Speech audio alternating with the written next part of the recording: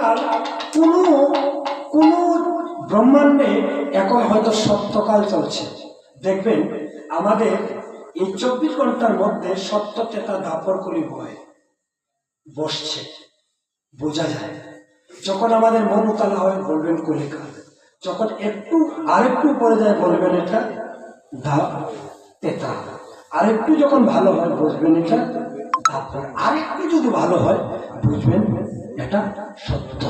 অর্থাৎ সত্য যুগের বাতাস খেয়ে মেয়ে কিছু সময় সংসারে আসে বলে আমরা কিছু ধর্মকর্ম করি, আর যখন আসে না তখন আমরা বিভ্রান্ত হই। এটা আমার কথা নয়।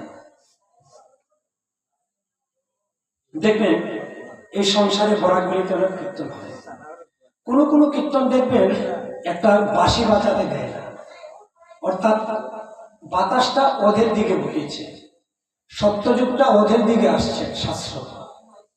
আর কোনো কোনো প্যানেলে দেখবেন অষ্টপর হরিনাম দেয়, গাঞ্জার চিরল চিরল পাত, গাঞ্জা খাইয়া মগ্ন হইয়া নাচে, নাম নাই।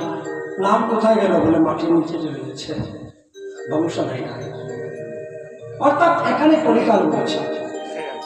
আর যেখানে হরিনাম নিষ্ঠাভাবে হচ্ছে সেখানে দেখবেন ভক্তরা হরিনামে আকুল প্রাণে কাঁদছে। আছে বরাকবিতে 2টা আসরে এগুলো হয়, সত্যযুগ বহে আমাদের মধ্যে বসে, কিন্তু আবারই কলিকালে গ্রাস করে।